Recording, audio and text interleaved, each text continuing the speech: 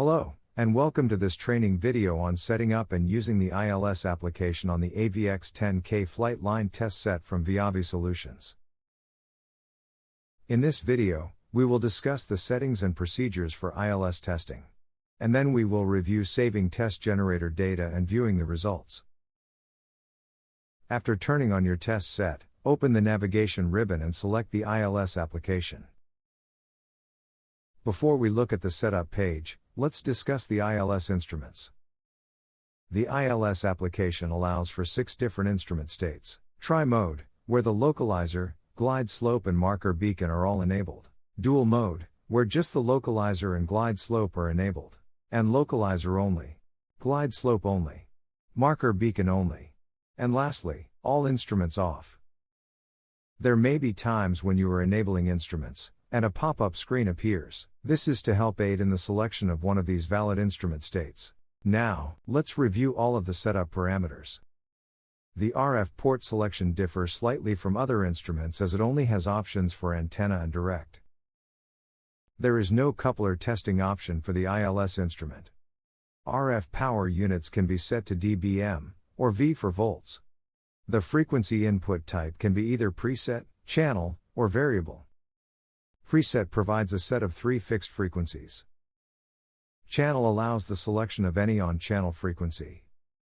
VAR allows the selection of frequency in 1 kHz steps.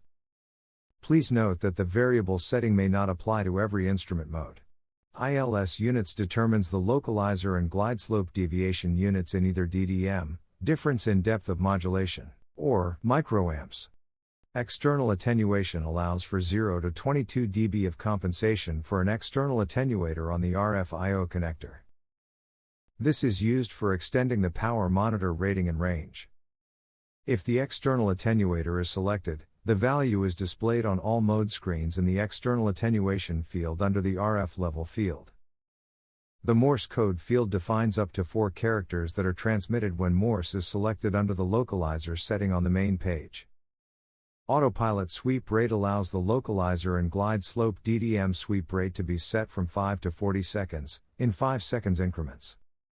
The frequency and RF power input method field determines if power selection inputs will be done with numeric steps or numeric entry. Numeric step allows the frequency and RF power fields on the main screen to be adjusted in step values. Numeric entry allows for any value in the defined range to be entered. When numeric entry is selected, the localizer, glide slope, marker beacon frequency step, and RF power step fields may be automatically enabled or disabled based on the instrument mode. Once you have completed the setup parameters, the next step is to adjust parameters, as needed, on the main page. All of the fields with a blue background can be modified, and localizer, glide slope and marker beacon can be turned off and on. Marker beacon is only available by itself, or in tri-mode, with all instruments turned on. Dual mode will be reflected in the title bar when just localizer and glide slope are turned on. If just one instrument is turned on, the title bar will reflect that as well, and the RF power can be controlled for just that instrument. Please note that the output is always active and changes in accordance with the settings. Localizer can be set to on, tone, Morse, or off. Tone will output a continuous tone, and Morse will output the characters defined in setup, and will be sent out every 37 seconds.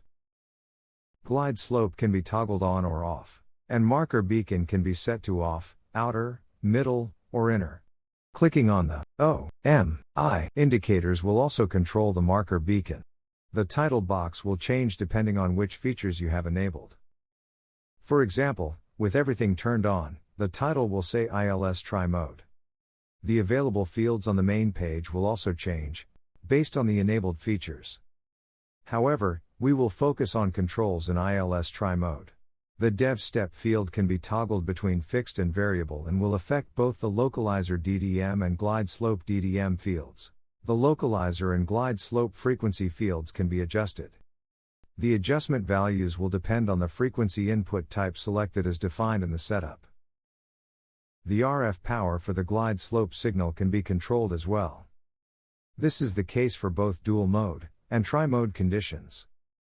To control individual instrument power, just that instrument must be enabled.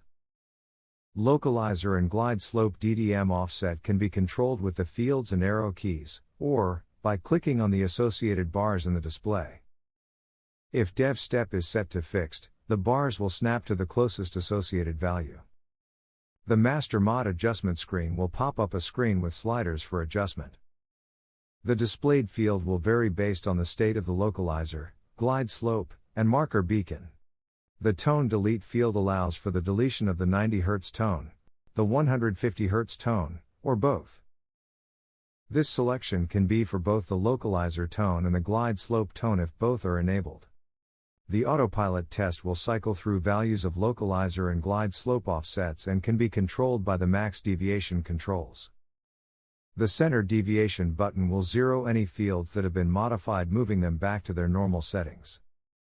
Here is an example of the ILS test in progress.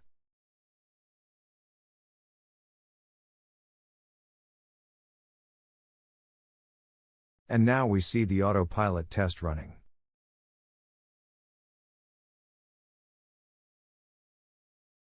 ILS settings can be saved by clicking the Save Data button at the bottom of the screen.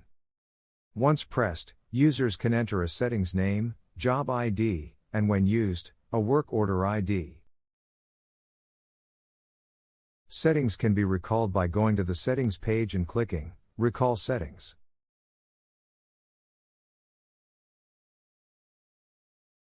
Send your questions or comments to americas.service@viavisolutions.com or call 1-800-835-2350.